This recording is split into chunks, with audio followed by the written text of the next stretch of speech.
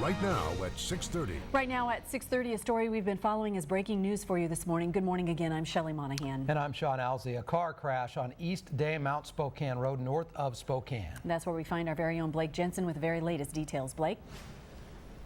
Shelley, Sean, right now you're looking at a picture of that car that was involved in this rollover into the creek there on the left-hand side. The tow truck was able to just pull it out of the creek just minutes ago, and as you can see, the road still blocked off. We do have a couple people backed up here, but just so you know, if you are traveling on Day Mount Spokane Road, this could be something that you run across and plan around that. But going back to what happened earlier this morning, about 4 o'clock this morning, that's when Jim Dietz, the owner of Dietz Christmas Tree Farm here in Green Bluff, said that he heard a thud, a crash, and then came outside of his home to see steam rising from the creek on the left-hand side of Day Mount Spokane Road here. He rushed over, was able to see that there was a car indeed in the creek, and he called 911. Now, when paramedics got here, they did report that the driver of the vehicle, the only occupant of the car, was stuck inside the car, could not get himself out. An extrication team was called in. They had to eventually saw off the top half of the car in order to get him out. Now, when they did pull him from the vehicle, I was able to hear him speaking to paramedics.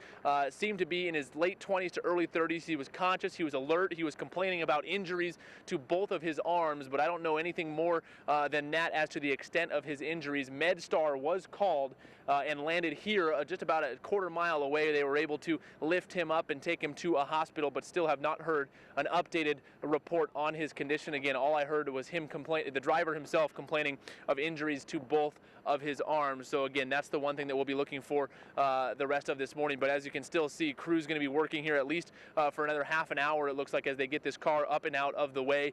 Police still blocking off the road. So just plan on that if you're driving on Day Mount Spokane Road this morning. Reporting live from Green Bluff, Blake Jensen, KHQ Local News Today. All right, thanks very much, Blake. Also new this morning, take a look at this map. Early this morning, fire crews responded to this area. A full response structure fire, the 11,100 block of North Ritchie, northwest of Spokane. Fire crews from Spokane County District 10, as well as crews from Lincoln County, all responded, but were unable to save the single-wide mobile home that was burning. That mobile home is a complete loss. We're told the fire spread to some trees near that home.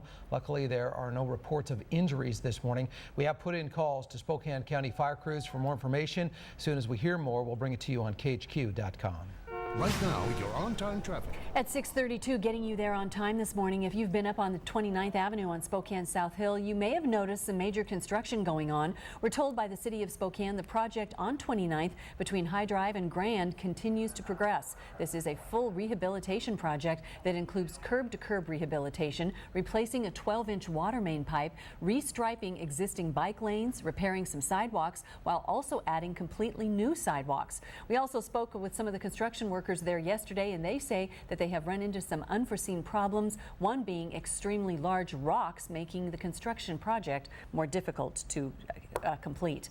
And in the north side, a major construction project right now underway on Dalkey from Myrtle to Freya. That project getting underway this week with crews working to install curbs and sidewalks. Lidgerwood Street from north to Francis Avenue, some roads are closed there while crews rehabilitate the road there. Addison Street from Rowan to Columbia Avenues will be closed. Next up, a local courtroom. Two big cases in Spokane County we're keeping a close eye on for you. You may remember in April 2011 when fire crews found a body in the trunk of a burned out car. Today, Brianna Sims is in court for a plea hearing. She is facing aggravated first-degree murder charges in the death of Nicholas Thorson. Brianna Sims' brother Justice Sims was sentenced earlier this year for his role in the murder. He'll be spending the next 33 years in prison. Another suspect in that case, Taylor Wolf, has a court hearing coming up in August. Well, next to a vehicular homicide case. It happened in February 2010. Taylor Marine is facing charges for the role he took in Jacoby Bryant's death. Police say Marine and another person were racing when their vehicles collided on Hatch Road. Bryant died at the scene of that crash. The other person driving, Brooke Reese, was sentenced this past November.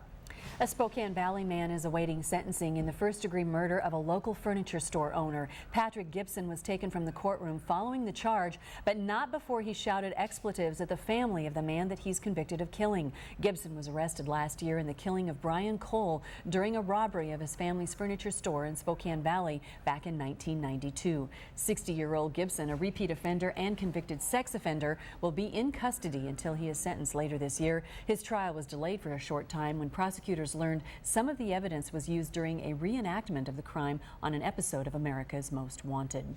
All right, switching gears now, time to go back over to the Interactive Center, checking in with Dave. Good morning, Dave. Good morning again, Sean and Shelley. Yeah, the final or the third major of the year and the oldest major, the British Open for golf, is underway. In fact, it actually teed off about 1:30 our time this morning because of the time difference. And Adam Scott tearing things up. He's the leader with a 64 in the first round. He's the only major winner among the top six that golfer that has not won a major. Tiger Woods is 3 shots back. You can check that out on openchampionship.com. Also, I want to show you something real cool, Sean and Shelley. This is a fantastic picture that was tweeted by the Weather Channel. Looks like something out of the War of the Worlds, of the storms moving through New York City yesterday. Just completely ominous there. A very cool picture. I want to remind you, you can follow us on Twitter at KHQ Local News, and we also stream live news breaks at 10, noon, and 2 each weekday on KHQ.com. Sean and Shelley. Yeah, cool picture unless you live in New York. Yeah, run for your life there. Yeah, amazing. Wow. Unreal. Apparently we have some storms in the forecast. We've lost our mojo again. Yeah, again, George. Right now, your weather on the 6s. Well, the good news is not today. Oh, Tammy's mom, Cher, just wants you to understand, when this storm comes through tomorrow morning, especially tomorrow afternoon, there could be a lot of lightning out there coming out of those clouds and hitting the ground or anything. So once it starts, I want you to get in the house.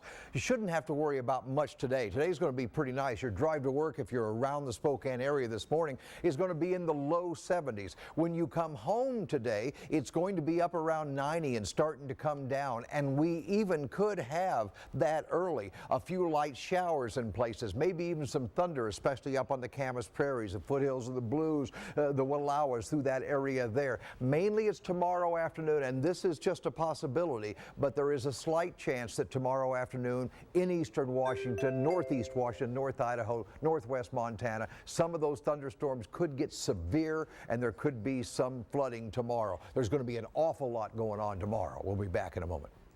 Very much, George. Right now, police are asking for your help finding a missing 13-year-old girl who has not been seen now for 24 hours plus. Take a look at your screen. This is Ida Bell Ballesteros. She was last seen around 11 on Tuesday morning at the Journeys Youth Group Home. Police say she might be suicidal. If you have any information, you're asked to call Crime Check at 456-2233. This next story, fascinating. An iceberg twice the size of Manhattan broke free this week from the massive Petermann Glacier in Greenland. And now we're getting brand new pictures from NASA. NASA's Aqua satellite, which passes over the North Pole several times every day, providing these images. Look at this, showing the massive chunk of ice break off floating the river of the ice, which is part of the Petermann Glacier. This new iceberg then moves downstream along forward on the northwest coast of Greenland. It is the second time in less than 2 years the Petermann Glacier has lost a major chunk of ice. In 2010, it unleashed another massive chunk into the sea. Wow, those pictures so absolutely picture perfect, aren't they? They are, and apparently that leads us to our next story. Matt Rogers may need a chunk of ice that big because apparently he's going to put himself to the test. Yeah, apparently between now and 7 o'clock he's going to try his hand at gymnastics. But boy, you were hanging out with some very talented young ladies. I am, yeah. Stephanie Wright, 14 years old. Stephanie, do that one more time for us real quickly. We weren't on yet when she did her last routine, but watch what she can do here on the bars. And this is really one of the 4 events that the women compete in the Olympic Games coming up in London. And look at the form, look at the height, and the dismount. Stuck it. All right, she's going to come over and chat with us in a minute, but I want to bring in Mike Armstrong real quickly.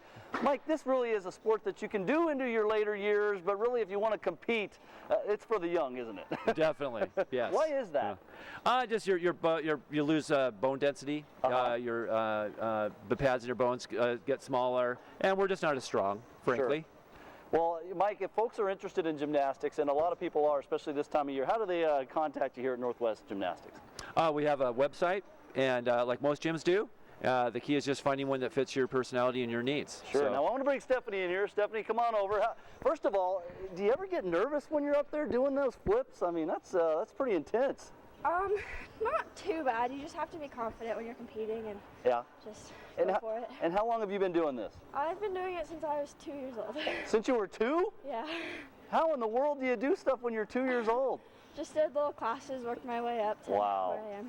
Well, you're pretty amazing. Keep up the good work. And I've been inspired here, Sean and Shelly. Mike, I've been inspired. I think I can do the bars. I'm going to give it a go coming up in our Mike is looking at me like, yeah, right. What do you think, Stephanie? Can I do it? Yeah. All right, I'm going to try it. We'll come back here after the break, Sean, Shelly, and I'll give it my best shot. You're going to do the uneven bars? Is that what they're? Yeah, uneven. They don't look very even. That's true. The uneven bars. Yeah. Yeah, and make sure Mike gives you a spot. Okay. Yeah, we'll work on that as well. Okay. We're not going to tell his wife about this until afterward. Aaron Rodgers, if you're watching, turn the television off. 6:40. Back in a minute on KHQ Local News Today. Good morning. We're working so